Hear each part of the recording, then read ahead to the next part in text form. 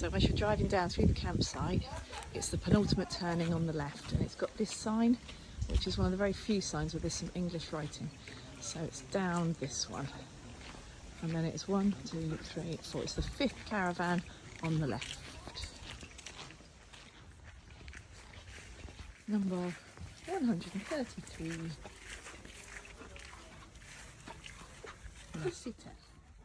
Right, so little tour of the caravan. Lounge area, obviously. There's the aircon unit, and the remote control is that little white handheld thing down there.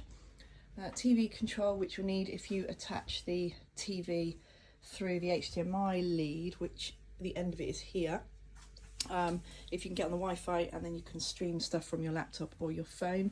Over in this little pink box, there are some adapters. There's no lightning cables here, but there are adapters to attach an HDMI to a lightning cable or to a laptop.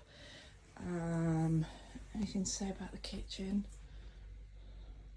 I'll show you where stuff is. Tea and coffee, all the plates and glasses and stuff. If you want to do any baking stuff, microwave, really need to show you that. Air fryer. There's still stuff here, food that's all still in date. Feel free to use any of it. Just if you don't mind replacing what you use, that would be brilliant. Alcohol, most important. And then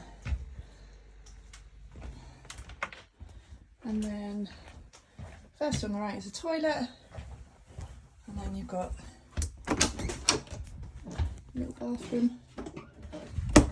This is Maria's room, as we like to call it. In here you'll find normal towels. There's some swimming towels down there. And any spare bedding right at the bottom should you need it. And then this is the master suite. Sorry that there's no ensuite. In here we've emptied the 2 cupboards at the bottom there and the 2 cupboards at the top for you. So hopefully that's enough. And then this is what we call the boys' room. Lots of games up there, and in that box underneath the bed is some more toys, I think. Have a rummage. Oh, and up here at the top there's a couple of rucksacks if you go on bike rides or anything, or you need to go to Lidl's, and some toys in there, plenty of footballs. And also one thing to show you in the lounge, underneath the telly, Bags for Life, when you go to the supermarket, that's got a first aid kit in and a sewing kit. This little pouch here is all the instructions for everything in the caravan, and also in this cupboard in the corner is things like spare bulbs, bike helmets, anything else that you should need. And I think that's about it. Let's turn the water on or off if you have to squeeze past the bikes. By the way, the codes are 1976 or 1977. And then down here is a little green disc. Just need to turn that, open it up. Inside is a little tap. You just turn it the opposite way. Right, this is where the gas bottles are. Down the right hand side of the caravan. Let's open this up. And then this one will either be pointing to the right bottle or the left bottle. So you can switch them over if one runs out and then replace that one. You need it on, turn that way to open, that way to close, obviously. And then also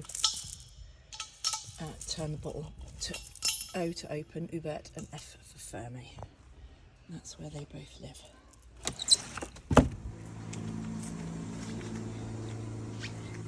Okay, this is the little shed. We call the shed. It's just got lots of spiders in it, but it's also got, that's the full set, petanque set, some outdoor chairs, bodyboards. I think there's a box of Lego in here and definitely a box of Star Wars toys. But feel free to have a rummage through. So on the inside of the front door is the boiler cupboard. That plug there controls the fridge, so if that's not on when you get here, then you need to plug that in. The boiler, you need to keep an eye on this little light here. If it says on, then everything's good. If you get an F signal, then that probably means there's a fault. The best thing to do is to turn this all the way around to the dot here, which resets it, wait for a couple of seconds and then turn it back on, and it should then say on. If that's still not working, check the little bar dial here. That white arrow should be in the white section, which is all good. If it's in blue, it means the pressure's too low. If it's in red, it means pressure's too high.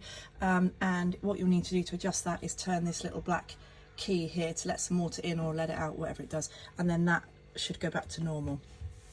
So that's two of the ways of making sure that the faults are corrected. Now to turn the electric on, this bedroom, first door on the left, put the light on. In this cupboard